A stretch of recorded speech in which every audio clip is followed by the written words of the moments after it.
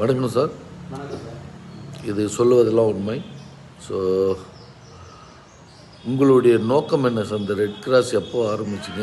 இது எப்போ இருந்து பண்ணிட்டு இருக்கிறீங்க? உங்களுடைய நோக்கம் என்ன சார்? நான் என்னோடய பேர் Senthilkumar. Indian red cross society Krishnagiri மாவட்ட கிளையோட செயலாளராக இப்போ இருக்கிறேன். இந்த ரெட் கிராஸ் உலகளாவிய ஒரு பன்னாட்டு நிறுவனம், அதாவது தொண்டு நிறுவனம்.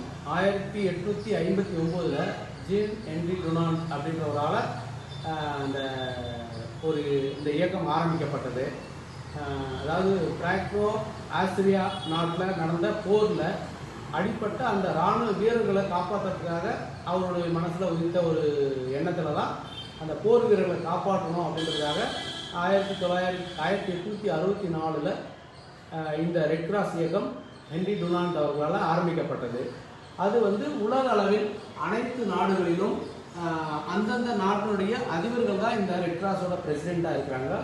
அதன் அடிப்படையில் 1920 இந்தியாவில் ஆரம்பிக்கப்பட்டது.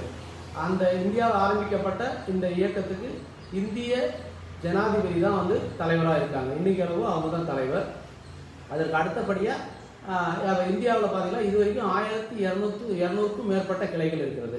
அது பார்த்தீங்கன்னா ஒவ்வொரு மாநிலத்திலையும் அந்த மாநில கிளைகள், அந்த மாநில கிளைகளுக்கு மாநிலத்தினுடைய ஆளுநர் தான் அதனுடைய தலைவராக செயல்படுறாங்க.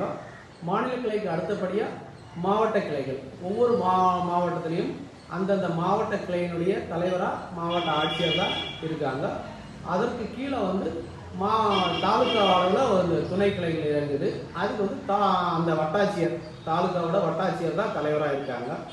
இப்போ பார்த்தீங்கன்னா கிருஷ்ணகிரியில் 2002 தான் அப்போது கிருஷ்ணகிரி மாவட்டம் பிரியல, தருமபுரி மாவட்டத்தில் இருக்கக்குள்ள கிருஷ்ணகிரி தாலுக்காவாக இருந்தது. அப்போ கிருஷ்ணகிரி தாலுக்கா கிளை ஆரம்பிக்கக்குள்ள 2002 அப்போ இருந்து நம்ம கிருஷ்ணகிரி தருமபுரி மாவட்ட தலைமை நீதிபதி திரு இந்திய அக்பர் அலி ஐயா அவர்கள் தான் கிருஷ்ணகிரி, அதாவது Indian red cross society Krishnagiri துணை கிளை அப்படின்னு ஆரம்பித்தாங்க.